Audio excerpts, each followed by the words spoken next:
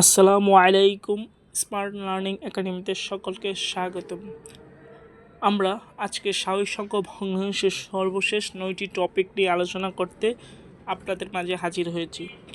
আজকের টপিকগুলো হলো ভগ্নাংশের গুণ, ভগ্নাংশের ভাগ, ভগ্নাংশের গসাগু, ভগ্নাংশের লসাগু, ভগ্নাংশের সরলীকরণ, দশমিক ভগ্নাংশের যোগ ও বিয়োগ, দশমিক ভগ্নাংশের গুণ, দশমিক ভগ্নাংশের ভাগ, দশমিক ভগ্নাংশের গসাগু ও লসাগু। আজকের টপিকটিতে তেমন বাংলা আলোচনা নেই, বেশিরভাগই ম্যাথমেটিক ক্যালকুলেশন। আশা করি সকলে মনোযোগ সহকারে শুনবেন, ক্লাসটি করবে, তাহলে ইনশাল্লাহ বুঝতে পারবেন। এবং আমরা আর একটি ক্লাস নেব এই অধ্যায়ের উপর, সেটা হচ্ছে রিভিশন এবং অনুশীলনী ক্লাস। আর আজকে আমরা পুরো অধ্যায়টি শেষ করে দেবো ইনশাআল্লাহ। আমাদের সাথে থাকুন। আসুন আমরা প্রথমে আলোচনা করি ভগ্নাংশের গুণ নিয়ে। আমি পূর্বের ক্লাসে বলেছিলাম লব হচ্ছে উপরের অংশ, ভগ্নাংশের উপরের অংশগুলো হচ্ছে লব, নিচের অংশগুলোকে বলে হর। একটা ভগ্নাংশের গুণ করতে হলে আমাদের প্রথমে ভগ্নাংশের লব ও হর চিনতে হবে। লব হচ্ছে উপরের অংশ, হর হচ্ছে নিচের অংশ। তো ভগ্নাংশের গুণ করার নিয়মটা হচ্ছে লব যতগুলো দেওয়া থাকবে ততগুলোর গুণ, এবং লব লব লব গুণ, এবং ভগ্নাংশের হর সবগুলো গুণ। অর্থাৎ আমি এখানে বোঝানোর জন্য একটা উদাহরণস্বরূপ লিখেছি যে 5/2 ও 5/4। এইখানে লব হচ্ছে 2 এবং 4 এবং হর হচ্ছে 5 এবং 5। তো আমাদের যদি বলে এই ভগ্নাংশের গুণ কত, তাহলে আমরা কি করব? প্রথমত আমরা ভগ্নাংশের লব দুইটাকে গুণ করে দেব। তো 4 দোকানে 8 এবং হর দুইটাকে গুণ করে দিব 5 5 25, অর্থাৎ 25/8। এটাই হচ্ছে ভগ্নাংশের গুণ। আমাদেরকে প্রথমে ভগ্নাংশগুলোতে এই দুইটা জিনিসই মনে রাখতে হবে। এক হচ্ছে ভগ্নাংশের লব চিনা এবং হর চিনা, এবং লব চিনার পর লব সবগুলোকে গুণ করে দেব, হর চিনার পর হর সবগুলোকে গুণ করে দেব। গুণ করে দেব যে ফলাফলটা পাবো আমরা, সেটাই হচ্ছে ভগ্নাংশের গুণ। আশা করি বুঝতে পারছেন। এখন আরেকটু আসি, যদি আরেকটু ট্রিকি আসে, আরেকটা উদাহরণস্বরূপ নিচে রেখেছি 4/3 ও 6/2। এটাকে আমরা প্রথমে কাটাকাটি করে নিছি। এখানে যদি ভগ্নাংশের কাটাকাটি যাই তাহলে অবশ্যই কাটাকাটি করতে হবে, আর যদি না যাই তাহলে কাটাকাটি করার দরকার নাই। যেমন পূর্বের উদাহরণটিতে কাটাকাটি যাবে না, 2 5 দিয়ে কাটাকাটি যায় না। কাটাকাটিটা মূলত আড়াআড়িভাবে হয়, 5 4 কোনোটাই কাটাকাটি যায় না। এখন আমরা চাইলে আবার এর কাটাকাটিটা সর্বশেষে করতে পারি। যেমন লবগুলোকে যদি গুণ করে দিই 3 দোকানে 6 হইতো, আর হরগুলোকে গুণ করে দিলে 4 6 24, তার মানে 24/6। যদি কাটাকাটি করতাম 4/1 হইতো। তো আমরা আগেই কাটাকাটি এটা করে নিচ্ছি, 3 1 3 আর 6 2 জায়গাটা নিচ্ছি, 3 দোকানে 6। আবার এইখানে 2 4 কাটাকাটি করে নিছি। তো রেজাল্ট কী আছে? লবগুলোকে গুণ 1 1 গুণ করলে 1, আর হরগুলোকে গুণ করে 2 দোকানে 4, তাহলে 4/1 আশা করি বোঝাতে সক্ষম হয়েছি। এবার আসি ভগ্নাংশের ভাগের ক্ষেত্রে। ভগ্নাংশের ভাগের ক্ষেত্রে আমরা কী করব? প্রথম ভগ্নাংশটা ঠিক থাকবে, দ্বিতীয় ভগ্নাংশটা উল্টিয়ে দেব, উল্টিয়ে আমরা গুণ করব, সেটাই হচ্ছে ভগ্নাংশের ভাগ। তাহলে আমাদের এইখানে একটা উদাহরণস্বরূপ দিয়েছি 3/2 এবং 5/4। তো আমাদের প্রথম ভগ্নাংশ ঠিক থাকবে, 3/2 ঠিক থাকবে। আমরা গুণ চিহ্ন হবে এবং ভগ্নাংশের হর, দ্বিতীয় ভগ্নাংশটা আমরা কি করব? গুণ চিহ্ন দিয়ে উল্টিয়ে দেব। গুণ চিহ্ন হবে এবং পরেরটা কী দেব? উল্টিয়ে দেব। তাহলে হয়ে যাবে কি? 4/5। তারপরে আমরা দেখব কাটাকাটি যাই কি না, আর কাটাকাটি না গেলে গুণ করে যা ফলাফল আসবে তাই হচ্ছে ভগ্নাংশের ভাগ। তো এইখানে 2 আর 4 কাটাকাটি যায়, তাই 5 একে 5, 3 দোকানে 6, এই 6/5 উত্তর। আশা করি বুঝাতে সক্ষম হয়েছি। ভগ্নাংশের ভাগের ক্ষেত্রে আমাদের দুইটা জিনিস মনে রাখতে হবে। প্রথম ভগ্নাংশ ঠিক থাকবে, দ্বিতীয় ভগ্নাংশ উল্টে যাবে, গুণ চিহ্ন হবে, আর বাকি সব ঠিক থাকবে। কাটাকাটি গেলে আমরা কাটবো, আর না গেলে গুণ করে রেজাল্ট যেটা আসবে সেটা বসিয়ে দেব। এখন আসি, যদি 3টা ভগ্নাংশ দেওয়া থাকে তখন আমরা কি কিনব? তখনও প্রথম ভগ্নাংশ অলওয়েজ ঠিক থাকবে, দ্বিতীয় ভগ্নাংশটা গুণ করে উল্টে দেব, তৃতীয় ভগ্নাংশটাও গুণ করে আমরা উল্টিয়ে দেব। যেমন এখানে 3টা ভগ্নাংশ আমি দিয়েছি, 3/2, 5/4, 7/6। এইগুলোকে 3/2 ঠিক আছে, 4/5টা আমরা উল্টে দিছি, 4/5 করে দিয়েছি এবং উল্টে ওইটাকে 6/7 করে দিয়েছি। তারপরে আমরা লবগুলো গুণ হবে, হরগুলো গুণ হবে, যা রেজাল্ট আসবে তাই। তারপরে আমরা যদি আগে কাটাকাটি করতে চাই কাটাকাটি করতে পারি এইখানেও, না হলে দিন শেষে রেজাল্টের পরে আমরা যদি 70/72 পেয়েছি, তো এইখানে 2 দিয়ে কাটাকাটি করা যায়। তো 2 দিয়ে কাটলে 70কে 35 এবং 72কে কাটলে হচ্ছে 36 এটাই হচ্ছে রেজাল্ট। আশা করি বুঝাতে সক্ষম হয়েছি।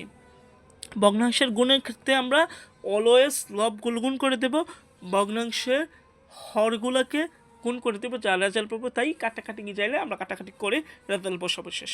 ভগ্নাংশের ভাগের ক্ষেত্রে আমাদের 2টা জিনিস মনে রাখতে হবে। প্রথম হচ্ছে প্রথম ভগ্নাংশ ঠিক থাকবে, দ্বিতীয় ভগ্নাংশ উল্টে যাবে, মাঝখানে গুণ চিহ্ন হবে। 3টা ভগ্নাংশ থাকলে তৃতীয় ভগ্নাংশ উল্টে যাবে, মাঝখানে গুণ চিহ্ন হবে।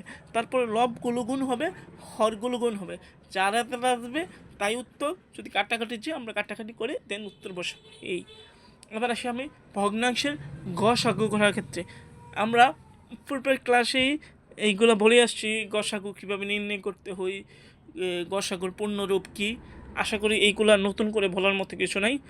আমরা আসি ভগ্নাংশের যদি গসাগু বলে, অলওয়েজ আমরা কি করব, লব যেইগুলো থাকবো সেইগুলো আমরা গসাগু বের করব। মনে রাখতে হবে, লব যেইগুলো থাকবে সেইগুলোর গসাগু বের করব এবং হরগুলোর লসাগু বের করব। তারপরে রেজাল্ট যেটা আসবে সেটাই হচ্ছে ভগ্নাংশের গসাগু। ভগ্নাংশের গসাগু করতে লবগুলোর গসাগু, হরগুলোর লসাগু বের করব। এইখানে আমি বোঝানোর জন্য দিয়েছি 3/2, 5/4, 7/6। এইখানে প্রথমে হচ্ছে আমার লব কোনটা, 2, 4, 6, মানে উপরেগুলো আমার লব। তাহলে লবগুলোর কী বের করতে হবে, 2, 4, 6-এর গসাগু বের করতে হবে। আমি এইখানে বোঝানোর জন্য আবার বের করে দেখাই দিছি, যেমন 2-এর লসাগু হচ্ছে 1/2, 4-এর 6-এর এভাবে গুণনীয়কগুলো বের করছি। তারপরে সাধারণ গুণনীয়ক বের করছি, তারপরে গসাগু। আমরা জানি সাধারণ গুণনীয়কের মধ্যে সবচেয়ে যেটা বড় সেটা হচ্ছে আমাদের গসাগু। তো এটা পেলাম গসাগু। তারপরে আমাদের হরগুলোর যেমন 3, 5, 7-এর আমাদের লসাগু বের করতে হবে। তো আমি লসাগুর নিয়ম পূর্বের ক্লাসে বলে দিয়েছি যে কমপক্ষে 2টি সংখ্যাটা ভাগ যায় এমন সংখ্যা হলে ভাগ দিতে হবে। তো 3, 5, 7 এইখানে কোনোটাই 2টা সংখ্যা যায় না। 3, 5 দিয়েও কোনো সংখ্যা ভাগ যায় না, 5, 7 দিয়েও যায় না। তাহলে না গেলে কী করবো, আমরা গুণ করে দিয়ে দেবো। তাহলে 3, 5, 7-এর গুণফল হচ্ছে 105। সুতরাং ভগ্নাংশের যদি বলে ভগ্নাংশের গসাগু কত, তাহলে 105/2 হবে। ঠিক আছে, আশা করি বোঝাতে সক্ষম হয়েছি। এখানে একটা পয়েন্ট মনে রাখতে হবে আমাদের, ভগ্নাংশের গসাগু চাইলে লবগুলোর গসাগু বের করব, হরগুলোর লসাগু বের করবে, এই কাজ। তো গসাগু লসাগু তো পূর্বের ক্লাসও বুঝিয়ে এসেছি, গসাগু কী, লসাগু কীভাবে আমরা নির্ণয় করব, সবগুলো আশা করি। কারো যদি সমস্যা থাকে পূর্বের ক্লাসটা একটু দেখে নেবেন। এবার আসি ভগ্নাংশের লসাগুলোর ক্ষেত্রে ঠিক উল্টা হবে কাজ। ভগ্নাংশের গসাগুর উল্টা হচ্ছে লসাগু। আমরা তখন কি করছি, ভগ্নাংশের লসাগু নির্ণয় করতে হলে লবের ক্ষেত্রে আমরা কি করেছি, গসাগুর ক্ষেত্রে হচ্ছে আমরা লব হইলে ধরছি গসাগুকে, আর এইখানে লব ধরবো লসাগুকে, হর ধরবো গসাগুকে, ঠিক উল্টাটা কাজ। এই আর কোনো পার্থক্য নেই। তারপরে এইখানে আমি 3/2 বা 5/4 দিছি, এইখানে লবগুলোর লসাগু বের করবো। 2 আর 4-এর লসাগু ইউক্লিড পদ্ধতিতে পূর্বে ক্লাসে দেখে আসছি কীভাবে ইউক্লিড পদ্ধতি করতে হয়। তো এইভাবে করলে লসাগু আসে 4। তারপর গসাগুলো বের করছি, গসাগু শর্ট করে দিয়েছি একটু, যেমন সাধারণ গুণনীয়ক হইতো 1 এইখানে, আর এটার গসাগু একই হবে শেষ। সুতরাং ভগ্নাংশের লসাগু হবে বসাইলে যদি 1/4, তো 1-এর তো ভ্যালু নাই তেমন নিচে বসলে, তাই 4 উত্তর। এইটা হচ্ছে ভগ্নাংশের লসাগু এবং গসাগু করতে আমাদেরকে এই তার ক্ষেত্রে 2টা জিনিস মাথায় রাখতে হবে, কেউ প্যাস লাগাই দিবেন না। ভগ্নাংশের গসাগু যদি চাই, লবগুলোর গসাগু হবে, হরগুলোর লসাগু হবে। আর ভগ্নাংশের লসাগু যদি চাই, তাহলে আমাদের লবগুলোর লসাগু হবে। মনে রাখতে হবে, এটা একটু সহজ টেকনিক। কি, লসাগুর ক্ষেত্রে লবের লসাগুর ল, লবের ল, লসাগুর ল, ল ল মনে রাখতে হবে। এইভাবে আমরা মনে রাখতে পারি একটু ট্রিক চিন্তা করলে যদি। এবং হরগুলোর হবে গসাগু। ঠিক আছে, এইভাবে আমরা আশা করি মনে রাখতে পারবো। এবার আসি ভগ্নাংশের সরলীকরণের ক্ষেত্রে। ভগ্নাংশের সরলীকরণের ক্ষেত্রে হচ্ছে যদি কোনো ভগ্নাংশ লব ও হরকে আমরা একই সংখ্যা দিয়ে ভাগ করতে হবে। ভগ্নাংশের লব ও হরকে একই সংখ্যা দিয়ে আমাদের ভাগ করতে হবে, যা আসবে তাই হচ্ছে ভগ্নাংশের সরলীকরণ। এখানে আমি বোঝানো দিয়েছি 12/8। তো এটাকে আমরা 4 দিয়ে ভাগ করলে 8কেও 4 দিয়ে ভাগ যায়, 12 4 দিয়ে ভাগ যায়, সুতরাং উত্তর হবে 3/2। এমন সংখ্যা দিয়ে ভাগ দিতে হবে যেন লব হর দুইটাই ভাগ যায়। এখন বলতে পারেন আমরা তো 2 দিয়েও ভাগ দিতে পারি। হ্যাঁ, দিতে পারি। 2 দিয়ে ভাগ দিলে কি আসবে আমাদের এখানে 4/6 হইতো। তো আবার 2 দিয়ে ভাগ দিতে হইতো, কারণ আবার ভাগ যায়, 2 দিয়ে আবার ভাগ যায় না। তো 2 দিয়ে আবার ভাগ দিলে 3/2 আসতো। তাই আমি শর্টে করে দিছি আর কি। এখানে আরেকটা উদাহরণ দিচ্ছি 24/18। এটাকে আমরা 6 দিয়ে দুইটাই ভাগ যাই। তো এমন সংখ্যা দিয়ে ভাগ দেবে যেন দুইটা লবও ভাগ যাবে, হরও ভাগ যাবে সেই সংখ্যাটা দিয়ে। তো এটা যদি ভাঙ্গে একভাবে করতে পারেন, প্রথমে 2 দিয়ে ভাগ দিতে পারেন, 9/12 আসবে। তারপরে আবার 3 দিয়ে ভাগ দিতে হবে, 3 দিয়ে ভাগ দিলে শেষে গিয়ে 4/3 আসবে। এই আর কি। আশা করি বোঝাতে সহজ। অর্থাৎ আমাদের এই যে মূল ভগ্নাংশ সরলীকরণতে মনে রাখতে হবে আমাদের কি, অর্থাৎ যেন দুইটা লব হর দুইটাই ভাগ যায় এমন সংখ্যা দিয়ে ভাগ দিতে হবে। এমন দিলে হবে না যে লব যায় হর যায় না। দুইটা পৃথক পৃথক সংখ্যা দিয়েও ভাগ দেওয়া যাবে না, এক সংখ্যা দিয়ে ভাগ দিতে হবে যেন দুইটাই ভাগ যায়। এবার আসি, আমরা পূর্বের ক্লাসে বলেছিলাম ভগ্নাংশ সাধারণত দুই ধরনের, একটা হচ্ছে আমাদের দশমিক ভগ্নাংশ, এর মধ্যে একটা হচ্ছে দশমিক ভগ্নাংশ। পূর্বের ক্লাসে আমরা প্রকৃত ভগ্নাংশ, অপ্রকৃত ভগ্নাংশ, মিশ্র ভগ্নাংশ সেই সবগুলো নিয়ে আলোচনা করছি। দশমিক ভগ্নাংশের পার্টটা বাকি ছিল। আজকের ক্লাসে আমরা দশমিক ভগ্নাংশের যত কিছু আছে সব কিছু নিয়ে আলোচনা করব। আসুন আমরা প্রথমে জানি দশমিক ভগ্নাংশের যোগ বিয়োগ। আমরা পূর্বের ক্লাসে পূর্ণ সংখ্যার যোগ বিয়োগ কীভাবে করতে হয় সেই সব বিষয়গুলো নিয়ে আলোচনা করছি। আজকে আলোচনা করব দশমিক যদি দেওয়া থাকে তখন আমরা কী করব। এখানে একটা বোঝানোর জন্য দিয়েছি যে 2.5 + 1.75।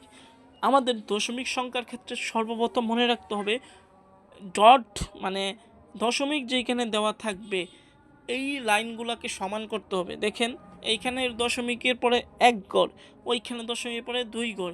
তো আমাদের কি করতে হবে, ওইটাকেও দশমিকের পরে 2 ঘর বানাইতে হবে, যেটা 1 ঘর আছে সেটাকে আমরা দশমিকের পরে 2 ঘর বানাইতে হবে, অর্থাৎ সমান বানাইতে হইব। প্রথমত কাজ আমাদের এটা।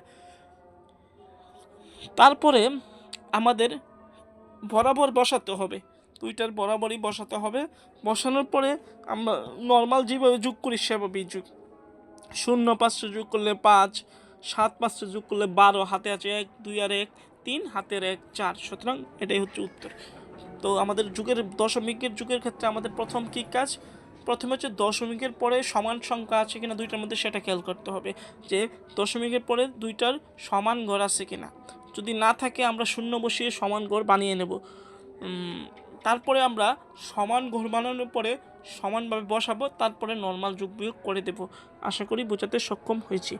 দশমিক বিয়োগের ক্ষেত্রেও সেম কাজ, শুধু বিয়োগ হবে।